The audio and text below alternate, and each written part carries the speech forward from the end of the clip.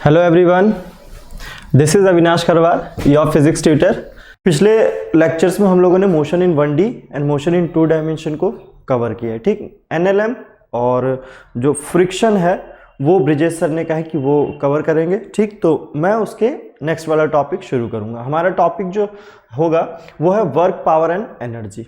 ठीक, ये पूरा एक चैप्टर है और जो लोग मैकेनिक्स में कमांड करना चाहते हैं, है ना, मैकेनिक्स को बहुत अच्छे से समझना चाहते हैं, उन लोगों के लिए ये जो चैप्टर है ये बहुत ही इंपॉर्टेंट चैप्टर है। क्यों? क्योंकि बहुत सारे जो questions Newton laws of motion और फ्रिक्शन में बहुत लेंदी हुआ करते थे, है ना, बहुत ज़्यादा सोचना पड़ता था, बहुत सारी इक्वेशन बनानी पड़ती थी, वो सब इक्वेशन अब ओमिट हो जाएगी। यानी कि अगर इस चैप्टर को हमने अच्छे से समझ लिया तो हमारा एक और दो इक्वेशन, एक या फिर दो इक्वेशन या दो लाइन में हमारा आंसर हमारे पास होगा। बस बकायदा हमें जो इक्वेशन मैं सिखाऊंगा वो इक्वेशन आप लोगों को अच्छे से लिखना सीख लेना है। ठीक, हमारा टॉपिक है वर्क, पावर एंड एनर्जी, जिसके बारे में हम लोग पहले वर्क के बारे में पढ़ेंगे। ठीक, वर्क के बारे में देखिए क्या क्या चीजें हम लोग को पढ़नी है इस चैप्टर में। Work done bye constant force, अगर फोर्स लग रहा है, कांस्टेंट फोर्स लग रहा है, तो फिर वर्क डन कैसे होता है। ठीक, पहले तो हम लोग समझेंगे कि वर्क डन होता क्या है, कैसे फिजिक्स में डिफाइन किया जाता है, नॉर्मल लाइफ के वर्क डन और फिजिक्स के वर्क डन में क्या डिफरेंस है। ठीक, उसके बाद work done by variable force, constant force से वर्क हम लोगों ने सीख लिया कि कोई फोर्स है, कोई सोर्स है जो 10 न्यूटन का फोर्स कॉन्स्टेंटली लगाया जा रहा है किसी ऑब्जेक्ट के ऊपर। बट अगर कोई ऐसा सोर्स हो जाए जो वेरिएबल फोर्स लगाए, पहले उसको धक्का दे रहा है बट पहले 2 न्यूटन से दिया, फिर 5 न्यूटन से दिया, फिर 50 न्यूटन से उसको फोर्स दिया, फिर वापस से 2 न्यूटन पे आ गया, तो उसका एनालिसिस करेंगे कि उस वेरिएबल फोर्स का वर्क डन कैसे निकालेंगे। ठीक, या फिर सिंपली क्या कहा जाता है कि वर्क एक अगर, है ना, फंक्शन दे दिया जाए वर्क का कि W will be equal to t² plus 3t plus 1, इस तरह का अगर दे दिया आपकी जो फोर्स है, sorry this is not work done, this is force, कि फोर्स अगर ऐसे दे दिया तो ये क्या हो गया, वेरिएबल फोर्स हो गया, है ना। देख पा रहे होंगे आप लोग, ये टाइम पे डिपेंड कर रहा है, जैसे जैसे हम लोग टाइम बढ़ाएंगे ये क्या होगा, बढ़ेगा वर्क डन, तो बढ़ेगा या घटेगा जो भी उसका वर्क फंक्शन होगा उस हिसाब से ये वेरी करता जाएगा। तो अगर ये फोर्स वेरी करता है तो इसके द्वारा वर्क डन हम लोग कैसे निकालेंगे, इस चीज को भी देखेंगे। ठीक, तीसरी चीज है कि work done by gravity, gravity के द्वारा वर्क डन हम लोगों ने छोटी क्लासेस में भी पढ़ा कि mgh होता है, वो mgh एग्जैक्टली आता कैसे है वो देखेंगे हम लोग। नेक्स्ट है कि work done bye spring force, spring force से वर्क डन कैसे निकाला जाता है। स्प्रिंग फोर्स समझते हैं हम लोग, न्यूटन लॉज ऑफ मोशन में हम लोगों को अच्छे से समझाया जाता है कि स्प्रिंग फोर्स क्या होता है ना। बेसिक के लिए मैं बता दूं कि जैसे ये स्प्रिंग है, इसमें इस पॉइंट पे अगर F फोर्स लगा के इस स्प्रिंग को बढ़ा दिया जाए, है ना, इस स्प्रिंग को मान लो कि X अमाउंट बढ़ा दिया गया है, यही फोर्स लग रहा था, ये फोर्स लग के X अमाउंट स्प्रिंग को बढ़ा दिया गया है, तो फोर्स, है ना, फोर्स जो हम लोगों ने लगाया है वो कितना हो जाएगा, K into x. K is spring constant, K क्या है, स्प्रिंग कांस्टेंट है, K is spring constant and X is the displacement, ये हमारा स्प्रिंग फोर्स होता था। कोई दिक्कत? डिस्प्लेसमेंट हमारा X होता था। अब ये जो फोर्स है ये F अप्लाइड, मतलब इस पे हमने अप्लाई किया है, ये अप्लाइड फोर्स है, ये अप्लाइड फोर्स है। अगर यही स्प्रिंग की बात करें तो स्प्रिंग अपने अंदर भी एक फोर्स लगा रही होगी, स्प्रिंग अपने अंदर भी वो फोर्स जो होता है वो एग्जैक्टली इसके नेगेटिव हो जाता है, F is equal to minus K X, F is equal to minus K X, ये स्प्रिंग फोर्स हो जाता है। तो स्प्रिंग फोर्स की बात हुई ये तो। ठीक,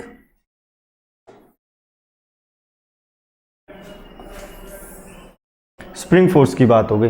फॉर्म्स ऑफ एनर्जी, नेक्स्ट जो टॉपिक है वो है फॉर्म्स ऑफ एनर्जी, यानी कि एनर्जी जो है उसके कितने फॉर्म्स हो सकते हैं और कौन कौन से फॉर्म्स इस चैप्टर में इंपॉर्टेंट है, like potential energy, kinetic energy, spring energy, ये सारी चीजें हम लोग इस चैप्टर में पढ़ेंगे, वेरियस फॉर्म्स ऑफ एनर्जी। उसके बाद है वर्क एनर्जी थ्योरम।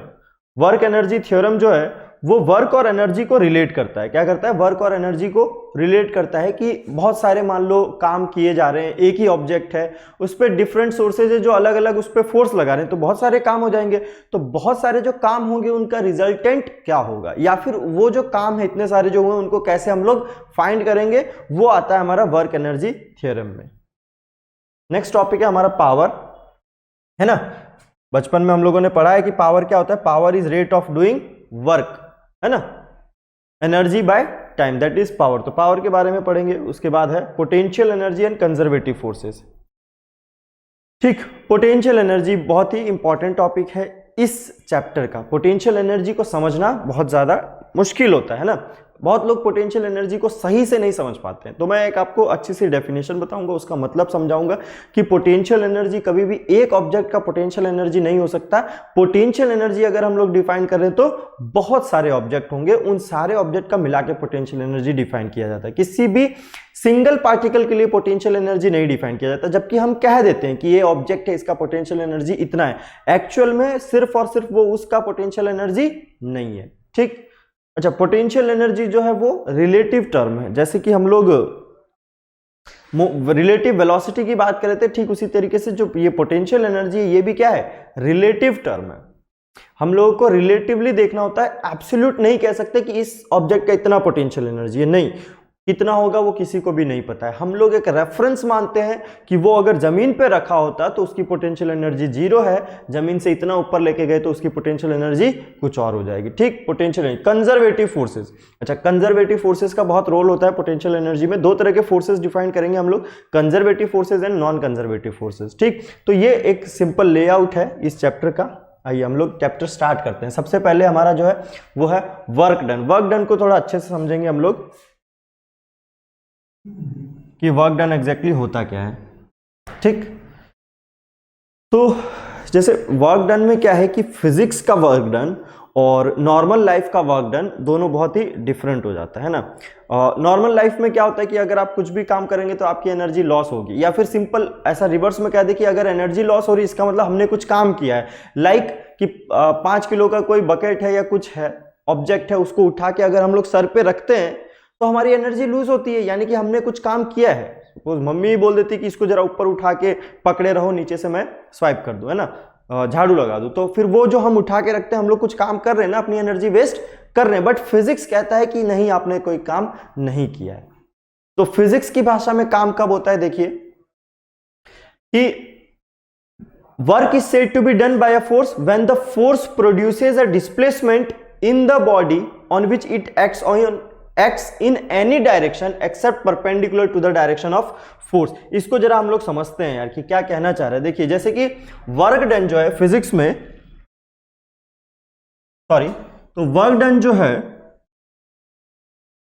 जैसे ये कोई ऑब्जेक्ट है, इसके ऊपर ये फोर्स लग रहा है, ठीक, तो ये फोर्स अगर इस ऑब्जेक्ट को डिस्प्लेस करता है सिर्फ और सिर्फ तभी वर्क डन कहा जाएगा। अगर डिस्प्लेस नहीं करता है तो वर्क डन नहीं होगा।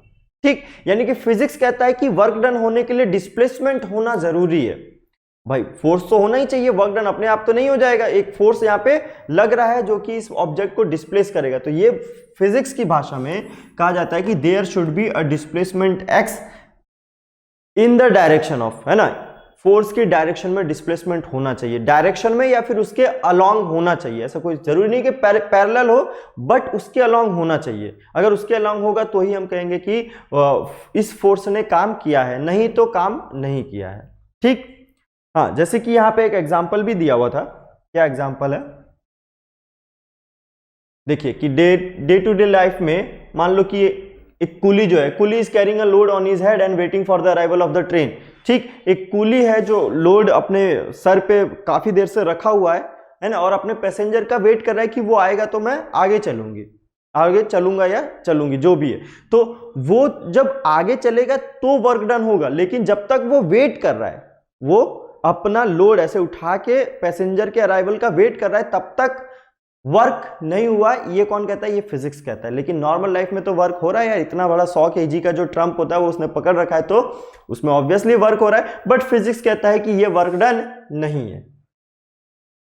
ठीक, वेटिंग फॉर द अराइवल, ये क्या है, ये वर्क डन नहीं है। वर्क डन क्या है, ये कि फोर्स जो लग रहा है वो अगर फोर्स परपेंडिकुलर भी लग जाए, जैसे डिस्प्लेसमेंट तो इधर हो रहा है, इस डायरेक्शन में, लेकिन फोर्स ऊपर से लगे ऐसे, तो इस केस में भी कहेंगे कि इस फोर्स ने वर्क डन नहीं किया, किसी और ने किया होगा, लेकिन इस फोर्स ने तो नहीं किया, क्योंकि ये फोर्स जो है वो उसके अलोंग इधर डिस्प्लेसमेंट होना चाहिए था, तब जाके क्या होता, वर्क डन होता। परपेंडिकुलर लगे तो वर्क डन नहीं होगा, ये हम लोग डिफाइन करेंगे, देखो अच्छे से, ठीक। तो वर्क डन के लिए, for work to be done, क्या चीज लिखी हुई है देखिए, following two condition must be fulfil, दो कंडीशन फुलफिल होनी चाहिए। पहली कंडीशन है कि फोर्स मस्ट बी अप्लाइड, बिना फोर्स अप्लाई अगर किसी का डिस्प्लेसमेंट हो गया तो वो उस फोर्स ने वर्क नहीं किया है ना। जैसे कि एक एग्जांपल ले लेते हैं कि एक बॉडी बिल्डर आदमी है, ठीक, वो 100 kg का वेट है, उसको डिस्प्लेस कर रहा है, 100 kg के वेट को डिस्प्लेस कर रहा है, ठीक। अब उसने डिस्प्लेस किया, ठीक है, एक और बंदा है, एक छोटा सा बंदा है, छोटा बच्चा है, वो उस पर छोटा सा फोर्स उसके परपेंडिकुलर डायरेक्शन में, लाइक अगर बॉक्स इस तरह से है तो जो बॉडी बिल्डर आदमी है वो इधर से फोर्स लगा रहा है, बट जो चाइल्ड है वो इधर से फोर्स लगा रहा है, तो ये बॉडी बिल्डर ऑब्वियसली इसको डिस्प्लेस कर देगा इस तरह, बट ये चाइल्ड, इसका क्या हो जाएगा, इसका तो नेग्लिजिबल फोर्स, मतलब नेग्लिजिबल वो हुआ है, फोर्स ही बहुत कम था, तो वो ये वर्क डन करेगा क्या, वर्क डन नहीं किया, मतलब आपने फोर्स तो लगाया है लेकिन वर्क डन नहीं हुआ, तो फोर्स मस्ट बी अप्लाइड, ठीक। तो फोर्स तो अप्लाई होना चाहिए, ये एक कंडीशन है। दूसरी कंडीशन है applied force must produce a displacement, ठीक, in any direction except perpendicular to the force. मतलब क्या है कि ये जो डिस्प्लेसमेंट हुआ है यहां पे x, इसमें फोर्स ऐसे लग सकता है, ऐसे लग सकता है, ऐसे लग सकता है, ऐसे लग सकता है, बट जब इस डिस्प्लेसमेंट के परपेंडिकुलर लग जाएगा तो हम लोग कहेंगे कि वर्क डन नहीं हुआ है। क्यों ऐसा कह रहे हैं, देखो डेफिनेशन ही है उसकी कुछ इस तरीके से, क्या है, कहा जा रहा है कि अगर किसी बॉडी पे फोर्स लगाया गया है, ठीक, और वो डिस्प्लेस हो जाता है, किसी बॉडी पे फोर्स लगाया गया है और उसी की तरफ वो डिस्प्लेस हो जाता है, तो वर्क को इस तरीके से डिफाइन किया गया है, कैसे कि work done is equal to F dot S, force into displacement. आ जाओ, देखो वर्क डन जिसको W से लिखा जाता है, work done is defined as force dot S, where S is displacement, F is force. लिखने की जरूरत नहीं होगी ना यार, डिस्प्लेसमेंट एफ डॉट एस, तो ये क्या होता है, डॉट प्रोडक्ट होता है, क्या है, डॉट प्रोडक्ट है। गौर कीजिएगा, ये जो डॉट यहां पे लिखा हुआ है ये एक प्रोडक्ट है यार, दिस इज सिग्निफाइंग कि ये स्केलर प्रोडक्ट है या डॉट प्रोडक्ट है, स्केलर प्रोडक्ट है या डॉट प्रोडक्ट है, ठीक। इस डॉट का यहाँ पे बहुत ही सिग्निफिकेंट है। अच्छा, दो वेक्टर है, फोर्स जो है वो वेक्टर क्वांटिटी हमें पता है, डिस्प्लेसमेंट जो है वो भी वेक्टर क्वांटिटी, ये भी पता है, तो दोनों का वेक्टर क्वांटिटी का डॉट प्रोडक्ट क्या आता है यार, स्केलर आता है। क्या आता है, स्केलर नंबर आता है। यानी कि एफ डॉट एस डिफाइन कैसे होता है, F S cos theta, and this will be a scalar quantity. क्या होगा, स्केलर क्वांटिटी होगा। बोलो क्यों होगा यार, क्योंकि दो वेक्टर का डॉट प्रोडक्ट स्केलर नंबर देता है और दो वेक्टर का क्रॉस प्रोडक्ट वेक्टर क्वांटिटी देता है, यानी कि उसमें डायरेक्शन और मैग्नीट्यूड दोनों होगा, बट यहां पे सिर्फ और सिर्फ मैग्नीट्यूड होगा क्योंकि ये डॉट प्रोडक्ट है। Dot product of force and displacement gives us the work done.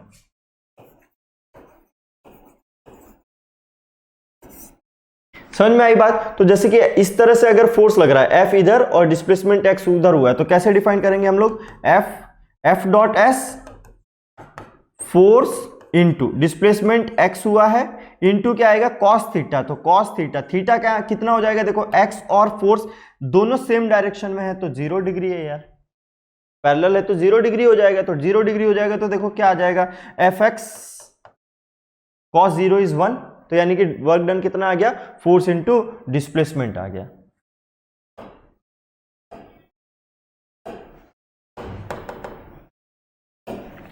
आओ, सपोज कि फोर्स ऐसे लग रहा हो, ये हमारा सेम ऑब्जेक्ट है बट इस पे फोर्स अब दूसरे तरीके से लग रहा है।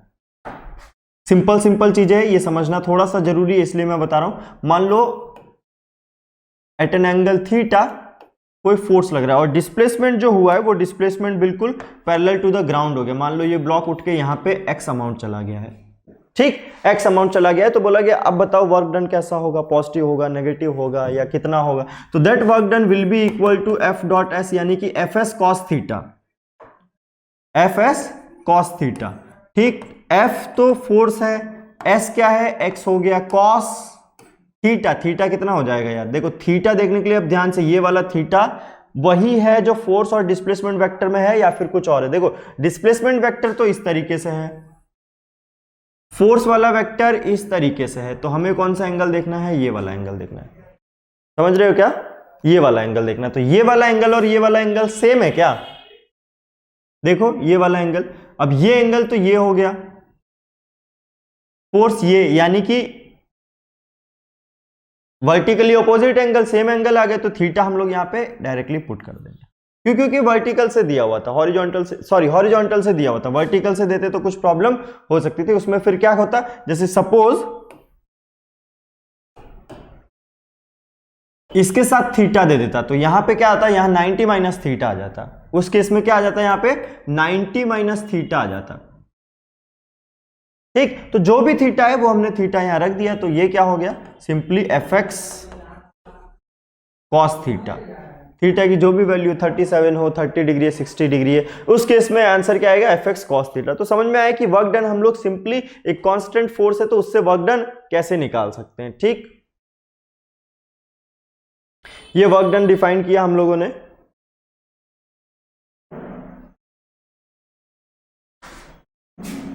चलो नेक्स्ट चीज देखते हैं कि वर्क डन में कुछ स्पेशल केसेस बनते हैं यार, कि वर्क डन जो डिफाइन किया गया है उसमें स्पेशल केसेस, क्या स्पेशल केसेस है, कुछ स्पेशल नहीं है, जो कंडीशन बनेगी हमारी डिपेंड ऑन द एंगल, वो ही बस मैंने लिख दिया है, उसको जरा अच्छे से समझ लीजिए एक बार, ठीक है। स्पेशल केसेस मैंने बनाया है, जिसमें देखो केस वन, देखो क्या कह रहा है, केस वन कह रहा है कि जो हमारा थीटा है, this is what, this is theta, theta is equal to 90 degree, तो वर्क डन हो जाएगा F S cos 90 which is equal to 0। वही केस जो मैंने शुरू में बताया था आपको, कि अगर जो हमारा फोर्स है, जो हमारा फोर्स है वो कुछ इस तरीके से लग जाए यार,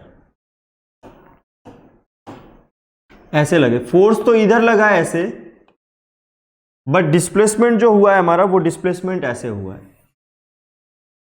इधर की तरफ एक्स हो गया है, ठीक। फोर्स ऐसे लग रहा था और डिस्प्लेसमेंट इधर हो जाएगा, उस केस में क्या हो जाएगा, डेफिनेशन वही रहेगी, F dot S F S cos theta, F S cos theta में थीटा कितना डालेंगे यार, इस बार डिस्प्लेसमेंट तो है इधर, फोर्स है इधर, तो ये 90 डिग्री हो गया, तो यहाँ 90 डिग्री पुट किया है, उस केस में क्या आएगा, हमेशा 0 आएगा, यानी कि फोर्स और डिस्प्लेसमेंट जब भी आपस में परपेंडिकुलर हो जाए तो हमें याद रखना है कि वर्क डन कितना हो जाएगा, 0 हो जाएगा उस केस में। बहुत सारे अभी कॉम्प्लेक्स सिचुएशन जब आएगी तब हमें सोचना होता है, यहाँ पे तो ठीक है, simple theta equal to 90 degree रखा और हमारा आंसर आ जाता है, चलो ठीक। तो so work done by a force is 0 if the body displace the direction perpendicular to the force, जब फोर्स की डायरेक्शन से परपेंडिकुलर डिस्प्लेस हो जाए बॉडी, तो उस केस में वर्क डन क्या हो जाएगा, 0 हो जाएगा। देन सेकंड केस क्या है, देखिए, when s is equal to 0, when s is equal to 0, w is equal to 0, यानी कि फोर्स तो लगा बट डिस्प्लेसमेंट ही नहीं हुआ, फोर्स लगा लेकिन डिस्प्लेसमेंट नहीं हुआ। ये कब होता है यार, ऑब्वियसली होता है, प्रैक्टिकल लाइफ में भी बहुत हुआ है, कि जैसे अलमारी एक रखी हुई है बड़ी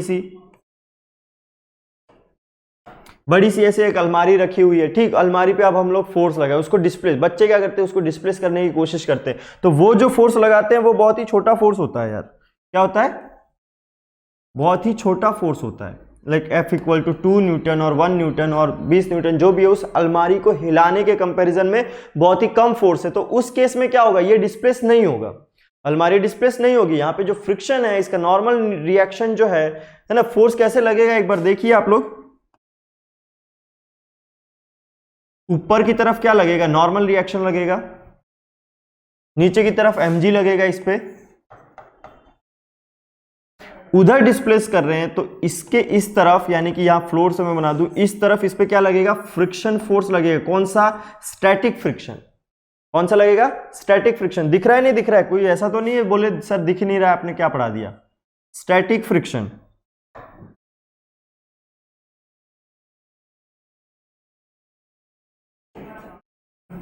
ऊपर नॉर्मल रिएक्शन लग गया, नीचे mg लग गया, ठीक, क्योंकि फोर्स लगा है इस डायरेक्शन में डिस्प्लेस कराने के लिए, इस तरफ क्या लग गया, स्टैटिक फोर्स लग गया, तो इतने फोर्सेस लगे। अब ये 2 न्यूटन का फोर्स इस फ्रिक्शन को ओवरकम करने के लिए बहुत ज्यादा, लेट अस सपोज कि फ्रिक्शन की वैल्यू जो है वो कितना है, 500 न्यूटन है, इतना ज़्यादा है यार, 500 न्यूटन है, तो 500 न्यूटन फ्रिक्शन है तो फोर्स भी तो उस लेवल का होना चाहिए, 500 न्यूटन तो मिनिमम होना ही चाहिए ताकि थोड़ा बहुत हिले, उसके बाद ज़्यादा होगा 501 तो चल जाएगा कुछ ना कुछ एक्सेलरेशन के साथ। तो यानी कि ये फोर्स बहुत कम है, तो इस केस में वर्क डन क्या हो जाएगा, जीरो हो जाएगा, because there is a force तो है बट डिस्प्लेसमेंट इज जीरो, तो in that case also force becomes zero.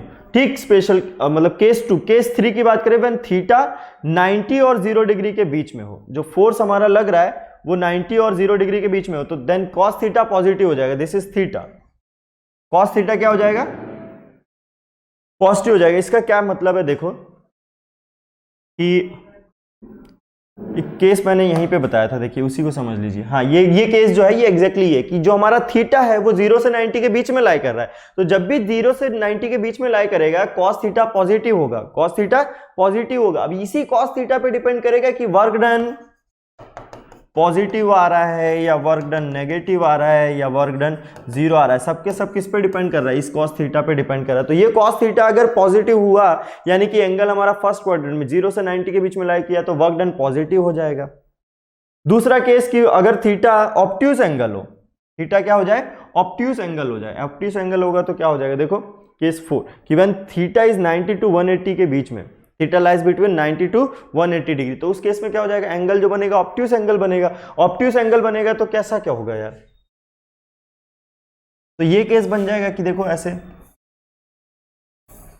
ये हमारा ब्लॉक है, इधर डिस्प्लेस हुआ ये एक्स अमाउंट, बट जो फोर्स है वो फोर्स इधर लगा था, फोर्स इधर लगा था, फोर्स तो ऐसे लगा था F, बट डिस्प्लेसमेंट उधर हुआ था। अब ये डिस्प्लेसमेंट, ये पूछोगे कि सर फोर्स इधर लग रहा है डिस्प्लेसमेंट इधर हो गया, ऐसे कैसे हो सकता है, तो ऐसा नहीं होगा, कोई ना कोई दूसरा फोर्स होगा जो इधर लग रहा होगा। ठीक, तो उस फोर्स की हम लोग चर्चा नहीं कर रहे, हम लोग इस पर्टिकुलर फोर्स इस F की बात कर रहे हैं जो इसके क्या है ऑपोजिट डायरेक्शन में लग रहा था। तो उस केस में क्या हो जाएगा, देखो डिस्प्लेसमेंट की अगर बात करूं तो डिस्प्लेसमेंट तो इस तरफ हो रहा है, बट फोर्स की बात करूं तो फोर्स ऐसे लग रहा है, तो एंगल जो हुआ ये एंगल कितना हो गया 180 minus theta, and obviously theta is less than 90 degree.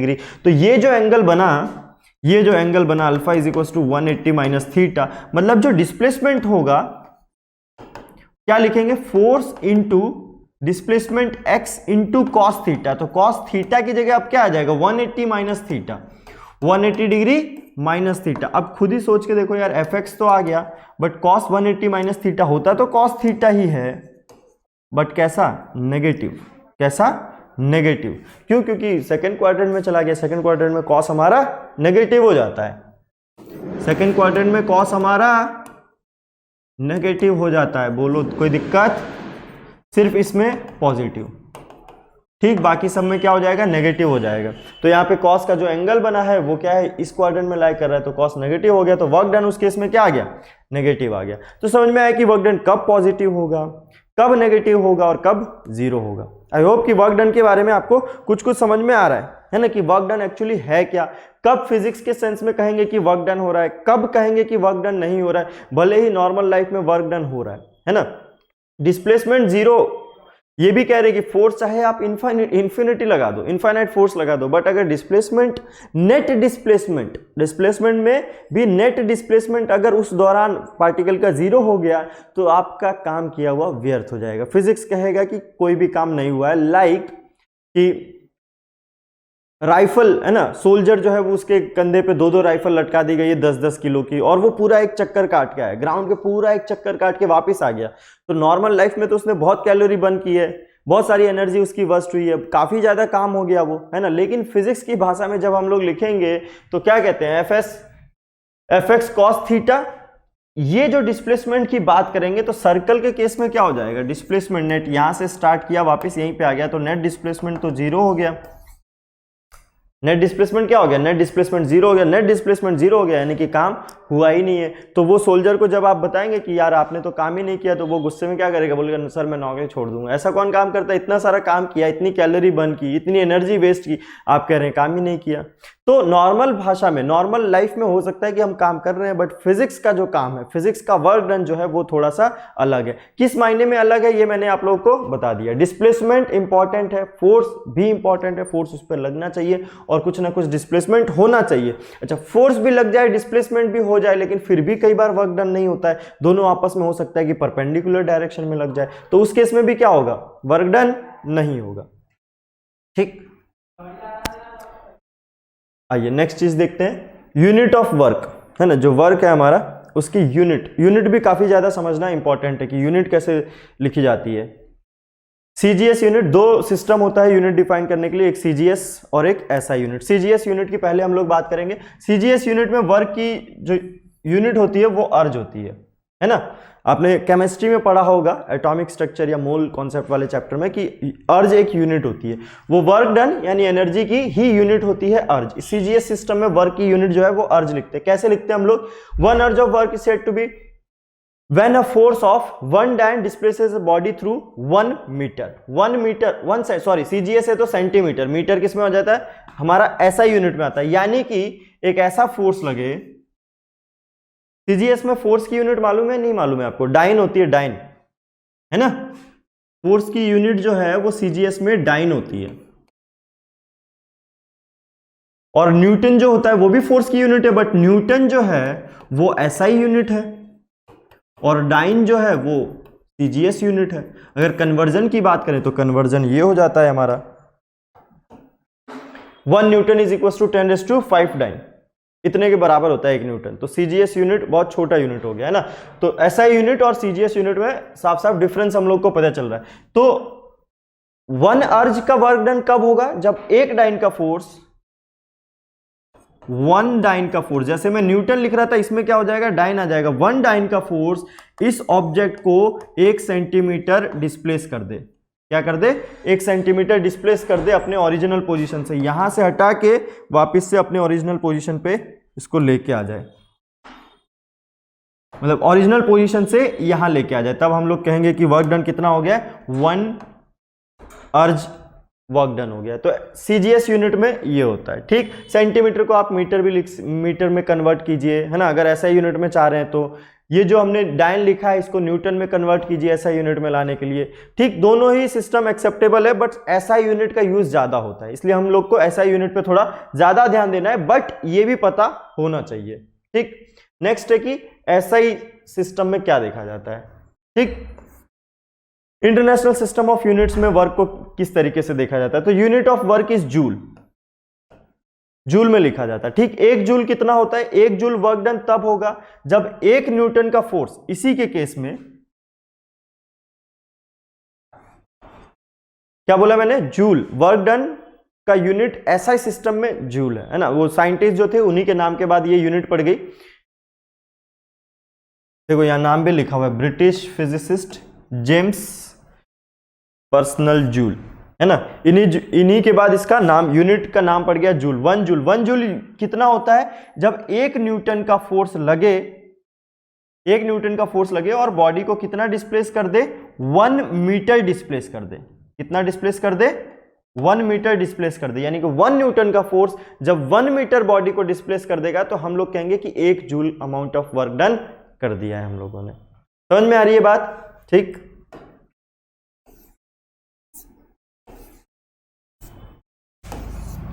Fine, ये मैंने बता दिया 1 joule is equal to 1 newton into 1 metre. ठीक, तो 1 न्यूटन को हम लोग केजी पर मीटर स्क्वायर भी लिख सकते हैं, है ना, mass into acceleration, mass into, तो 1 KG metre per second square which will be equal to 1 KG metre per second square, metre square per second square, क्योंकि वर्क डन जो है वो क्या है, force into displacement, work done,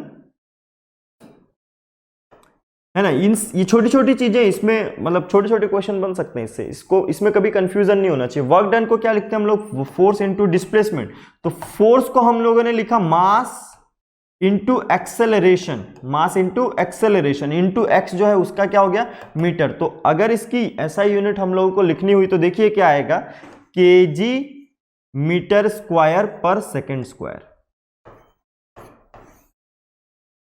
KG metre square per second square, ये work done का unit आ जाएगा एसआई यूनिट में। ठीक, यहां कुछ कन्वर्जन है, कन्वर्जन मैंने आपको पहले ही बता दिया है, फिर भी एक बार देख लीजिए।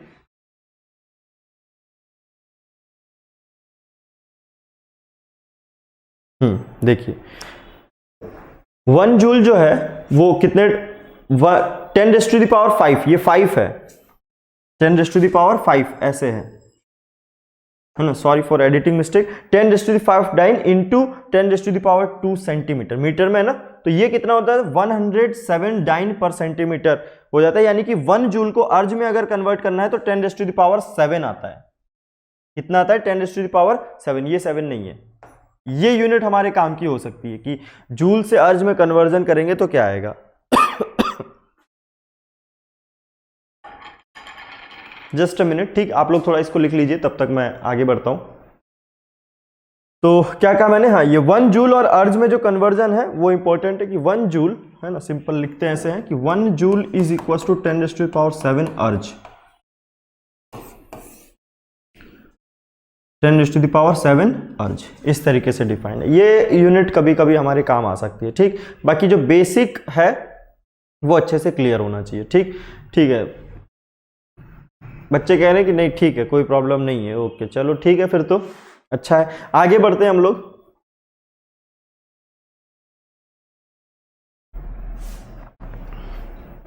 अच्छा कुछ क्वेश्चंस हैं यार, क्वेश्चंस देखते हैं, क्वेश्चन क्या बोल रहे हैं, है ना, क्या है क्वेश्चन, पढ़िए जरा ध्यान से।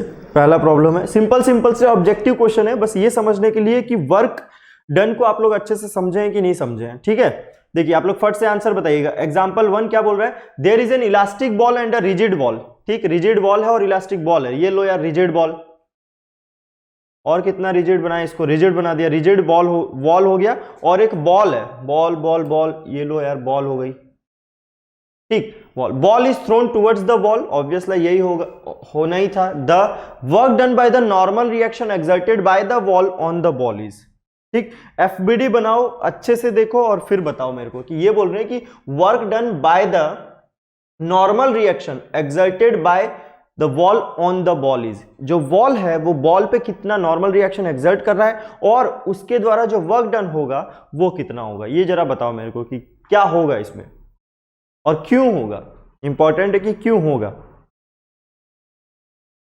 देखो अब ये जो बॉल है इसका मैं फ्री बॉडी डायग्राम बनाता हूं, ये बॉल को यहां लेके आते हैं बीच में, और ये मान लो ये जो इंस्टेंस मैंने जो दिखा रखा है यहां पे, इसी इंस्टेंस पे मैं इसका फ्री बॉडी डायग्राम बनाऊंगा ताकि उसी टाइम पे कितना फोर्स लगा कितना डिस्प्लेसमेंट हुआ ये मुझे पता चले, ठीक।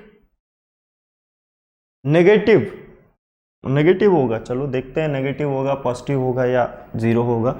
नॉर्मल रिएक्शन की बात करें, सबसे पहले तो नॉर्मल रिएक्शन बता दो, नॉर्मल रिएक्शन कैसे लगेगा, बॉल पे नॉर्मल रिएक्शन लगा रहा है तो नॉर्मल रिएक्शन इधर लगेगा, वॉल ने बॉल पे लगाया, अच्छा यही वॉल का बनाना होता तो वॉल पे किधर लगता है यार, ये वॉल जो है इस वॉल पे नॉर्मल रिएक्शन ऐसे लगता, ये नॉर्मल रिएक्शन की वैल्यू सेम है, एक्शन एंड रिएक्शन पेयर, अगर बॉल वॉल को पुश करता है तो वॉल बॉल को पुश करेगी, ठीक, ओके फाइन, नॉर्मल रिएक्शन हो गया यार, ये नॉर्मल रिएक्शन है। अच्छा जब तक ये नॉर्मल रिएक्शन, बॉल जो थी इलास्टिक बॉल थी, है ना, इलास्टिक बॉल जब तक उससे चिपकी रही तब तक तो इसका डिस्प्लेसमेंट जीरो रहा, डिस्प्लेसमेंट तो जीरो होगा यार, बॉल जब तक उससे चिपकी रही तब तक तो उसी के पास थी, है ना, भागी नहीं थी दूर, चिपकी रही तब तक नॉर्मल रिएक्शन लगता रहा, फिर जैसे ही उससे अलग हुई, जब डिस्प्लेसमेंट हुआ बॉल का, तो जैसे ही उससे अलग हुई तो नॉर्मल रिएक्शन लगना बंद हो गया, यानी कि जब नॉर्मल रिएक्शन लग रहा था तब डिस्प्लेसमेंट नहीं हो रहा था, चिपकी हुई थी उस वॉल से जब अलग होगी तब तो डिस्प्लेसमेंट होगा, तो जब तक चिपकी हुई थी तब तक तो नॉर्मल रिएक्शन लग रहा था बट डिस्प्लेसमेंट नहीं हो रहा था, और जब दूर हुई तो डिस्प्लेसमेंट हुआ बट नॉर्मल रिएक्शन हट गया, क्योंकि नॉर्मल रिएक्शन तो कांटेक्ट की वजह से लगता है, जब कांटेक्ट ही नहीं है तो नॉर्मल रिएक्शन लग सकता है क्या, नहीं लग सकता, यानी कि नॉर्मल रिएक्शन तो लगा लेकिन उस वक्त डिस्प्लेसमेंट क्या हो गया, इसका जो डिस्प्लेसमेंट होना चाहिए था या तो इस डायरेक्शन में या फिर इस डायरेक्शन में, किस डायरेक्शन में होता, तो इसी डायरेक्शन में होता, हटाओ इसको, तो कोई कंफ्यूजन ही नहीं रखना है, ये नहीं होना चाहिए, ठीक, होता तो इसी डायरेक्शन में हो जाता, इस डायरेक्शन में अगर होगा तो वर्क डन आता, डिस्प्लेसमेंट हुआ क्या, नहीं हुआ, तो डिस्प्लेसमेंट नहीं हुआ तो वर्क डन क्या हो जाएगा, जीरो हो जाएगा यार, अरे आ रहा है नहीं आ रहा है समझ में, वर्क डन पॉजिटिव हुआ, नेगेटिव हुआ या जीरो हो गया? जीरो हो गया वर्क डन। क्यों हो गया इसको देख लो अच्छे से, क्योंकि जब डिस्प्लेसमेंट हुआ तो नॉर्मल रिएक्शन गायब था, और जब नॉर्मल रिएक्शन लग रहा था उस वक्त डिस्प्लेसमेंट ही नहीं हुआ, क्योंकि उस दौरान जब फोर्स लग रहा है उस दौरान तो बॉल उस दीवार से चिपकी ही रहेगी, अलग नहीं होगी। जब अलग होगी तो उस वक्त नॉर्मल रिएक्शन खत्म हो जाएगा, कांटेक्ट खत्म हो गया, तो इसका आंसर सी हो गया। ठीक, फाइन। एग्जाम्पल 2 क्या है देखो, work done by the normal reaction when a person climbs up the stair. अच्छा, सोच के बताओ यार क्या होगा। वर्क डन कब होता है? जब फोर्स और डिस्प्लेसमेंट दोनों एक साथ हो जाए, साइमल्टेनियसली हो जाए। ऐसा नहीं कि फोर्स तो अभी लगा है, आधे घंटे बाद डिस्प्लेसमेंट हो जाए, तब तक फोर्स ही गायब हो जाएगा, तो वर्क डन होगा क्या? नहीं होगा वर्क डन। तो वर्क डन कब होगा? जब फोर्स और डिस्प्लेसमेंट एक साथ लगे। तो जैसे अब मैं सीढ़ी पे चढ़ूंगा,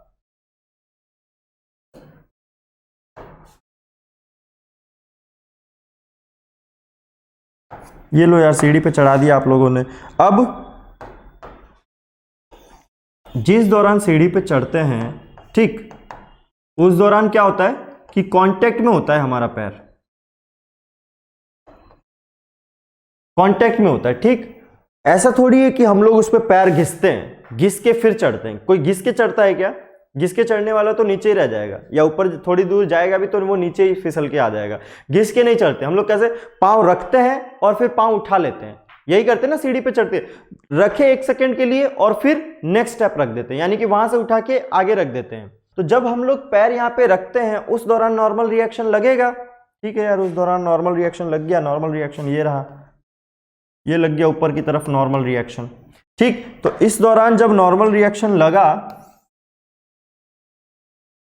तो उस दौरान मैंने, उस दौरान जो है वो मैंने पांव ऊपर नहीं उठाया था, वो तब उस स्टेयर पे ही रखा हुआ था, स्टेयर केस पे रखा हुआ था पांव। जब मैंने ऊपर उठाया, हल्का सा भी ऊपर उठाया, तो नॉर्मल रिएक्शन गायब हो गया।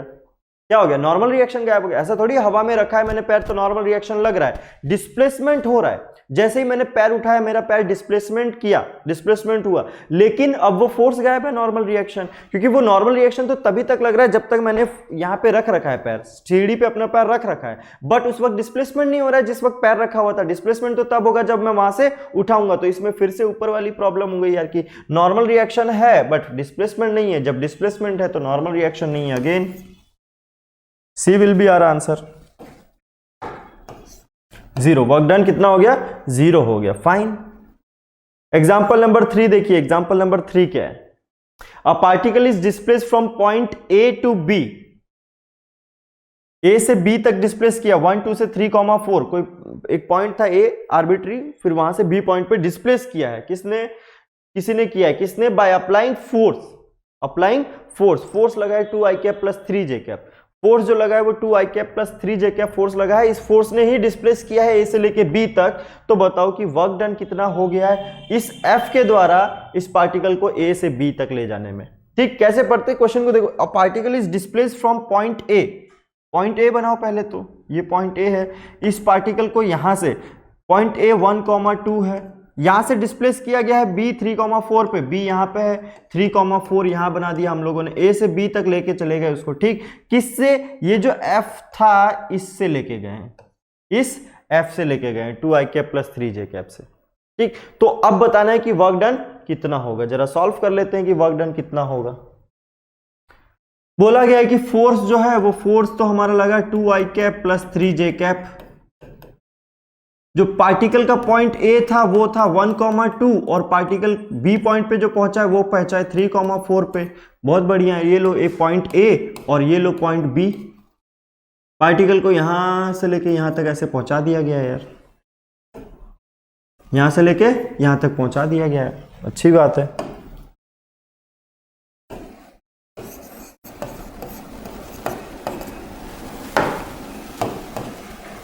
ठीक, तो अब हमें पता है कि वर्क डन जो होता है वो वर्क डन क्या होता है? फोर्स डॉट एस, और वेक्टर फॉर्म में होता है हमेशा। एफ डॉट एस अगर मैं लिख रहा हूं तो वेक्टर फॉर्म ही है, ऑब्वियसली है। अगर मैं इसका रिजल्ट लिख दे रहा हूं कि एफ एस कॉस थीटा, तब वेक्टर खत्म, तब ये स्केलर हो जाएगा। ये फोर्स का मैग्नीट्यूड है, ये डिस्प्लेसमेंट का मैग्नीट्यूड है, और थीटा उन दोनों के बीच का एंगल है। तो इस केस में वेक्टर फॉर्म में नहीं है, बट इस केस में वेक्टर फॉर्म है। तो क्या इस फॉर्म में हम लोग लिख सकते हैं इसको? इस वाले फॉर्म में आंसर लिख सकते हैं क्या हम लोग? फोर्स का मैग्नीट्यूड निकालो, डिस्प्लेसमेंट का मैग्नीट्यूड निकालो कि डिस्प्लेसमेंट कितना हुआ, और इन दोनों के बीच में एंगल निकालो कॉस थीटा, जो कि बहुत बड़ा काम है। काम आसान है लेकिन उसको करना क्यों है ना? करना ही क्यों है? जब दो वेक्टर निकाल के हम लोग डॉट प्रोडक्ट ले सकते हैं तो फिर ये इतना बड़ा काम क्यों करना? यार मैंने शुरू में ही बताया कि जो वर्क डन होता है वो तो स्केलर क्वांटिटी है, उसमें कोई डायरेक्शन आएगा ही नहीं। डॉट प्रोडक्ट हमेशा क्या देता है? स्केलर क्वांटिटी देता है, तो स्केलर क्वांटिटी आएगा। सॉल्व करो इसके लिए अच्छे से। देखो फोर्स अब हमें पता है, डिस्प्लेसमेंट हम लिख सकते हैं ना कि displacement vector will be equal to, यहां लिख देता हूं, डिस्प्लेसमेंट वेक्टर क्या हो जाएगा? बी से ए बी से लेके ए तक, ये हमें क्या बनाना है? डिस्प्लेसमेंट वेक्टर बनाना है। तो position vector of B minus position vector of A, याद करो यार, ठीक से याद करो। ये क्या था? 3i कैप, ये 4j कैप, ठीक। तो कितना हो जाएगा? देखो बी के लिए 3 - 1 2i cap plus 4 - 2 2j cap. बोलो कितने लोगों को ये समझ में आया कि डिस्प्लेसमेंट वेक्टर ऐसे लिखा है सर? क्या वेक्टर बी माइनस वेक्टर है? वेक्टर बी कैसे लिखोगे यार? वेक्टर बी सिंपली ऐसे लिखोगे 3i cap plus 4j cap. Vector A कैसे लिखोगे? i cap plus 2j cap. बोलो ये लिखने में किसी को दिक्कत? अब हमें क्या करना है? आप सिंपल से डॉट प्रोडक्ट लेना है दोनों का, फोर्स का और डिस्प्लेसमेंट का। ले लेते हैं। Work done is equal to force है हमारा 2i cap plus 3j cap, dot है डिस्प्लेसमेंट के साथ, डिस्प्लेसमेंट है हमारा 2i cap plus 2j cap, 2i cap plus 2j cap. बोलो सही लिखा है नहीं लिखा है यार मैंने? तो ये कितना जाएगा? 2 2 जा 4 प्लस 2 3 जा 6, 4 plus 6 which is equal to 10। और ये क्या है? जूल। कैपिटल जे, यूनिट लिखने के लिए कैपिटल जे लिखेंगे हम लोग, है ना, स्मॉल जे नहीं लिखेंगे, इसलिए कंफ्यूजन हो गया, ठीक। 10 जूल आंसर आ रहा है। देख लो एक बार अच्छे से कि कैसे मैंने डिस्प्लेसमेंट वेक्टर निकाला है। आप इस प्रोसेस से भी जा सकते थे, बट आपको क्या करना पड़ता? दो वेक्टर के बीच में थीटा निकालना पड़ता, दो वेक्टर के बीच का एंगल निकालना पड़ता। कठिन काम नहीं है लेकिन लेंदी काम है, तो वो क्यों करना है जब दूसरा तरीका है हमारे पास? तो कई बार ऐसे ऑप्शन आएंगे कि हम लोग वेक्टर फॉर्म यूज कर रहे हैं और कई बार स्केलर फॉर्म यूज कर रहे हैं। दोनों ही फॉर्म हमें यूज करना आना चाहिए, पता होना चाहिए। आया समझ में सब लोगों को?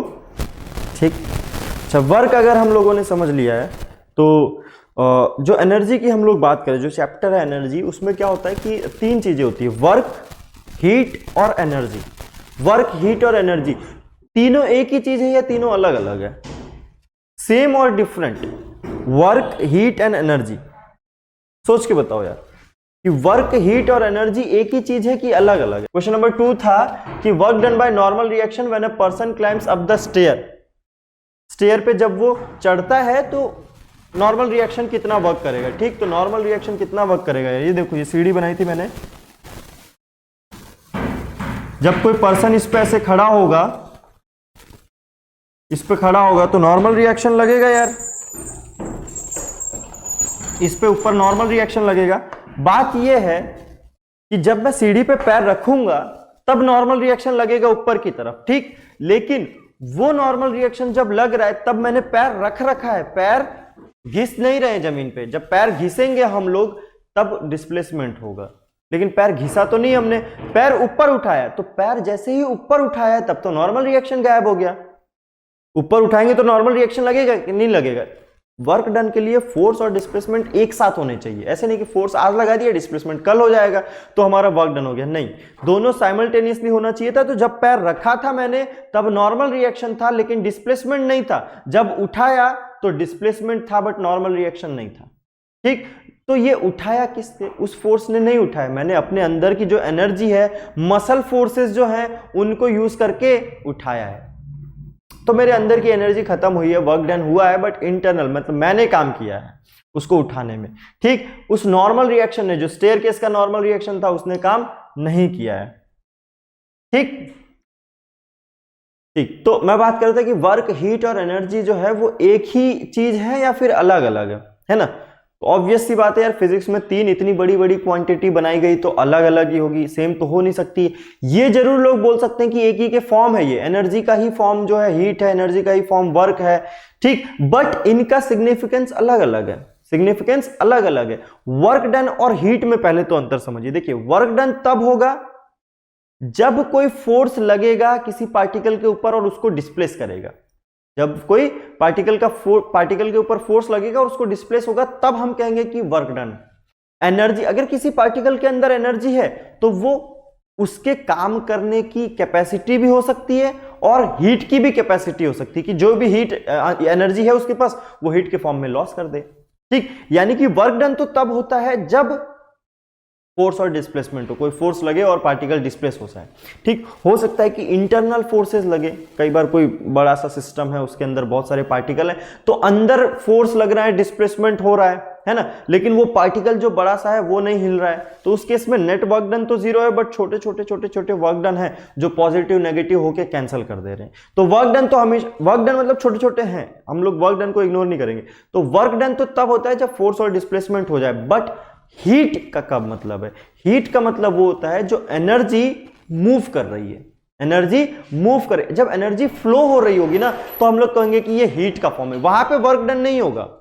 एनर्जी अगर किसी ऑब्जेक्ट में फ्लो हो रही है, जैसे एक गर्म कंडक्टर ले लिया हम लोगों ने, उसके एक तरफ गर्म कर दिया और एक तरफ बस पकड़ रखा है, तो उस केस में क्या होगा, हीट उसके अंदर फ्लो होगी, तो उसमें वर्क डन नहीं हो रहा है, वर्क डन नहीं हो रहा है, बट हीट फ्लो हो रही है, यानी कि एनर्जी इस केस में फ्लो हो रही है और उस केस में एनर्जी क्या की जा रही, फोर्स और डिस्प्लेसमेंट देके काम कराया जा रहा है। तो वर्क डन और हीट में ये अंतर है कि वर्क डन में ऑब्जेक्ट मूव करेगा, ठीक, ऑब्जेक्ट मूव करेगा क्योंकि फोर्स और डिस्प्लेसमेंट लग रहा है, लेकिन हीट के फॉर्म में क्या, हीट के केस में क्या होगा, ऑब्जेक्ट मूव करना इंपॉर्टेंट नहीं है, वो हीट ही, वो जो एनर्जी है वो मूव करेगी, यानी कि heat is the energy in transition state, in transition state form, मतलब जब मूव कर रही है तो उसको हीट बोलेंगे, और कब, जब वो एनर्जी मूव कर रही है, जब ऑब्जेक्ट मूव कर रहा है तो हम लोग क्या बोलेंगे, वर्क डन हो गया।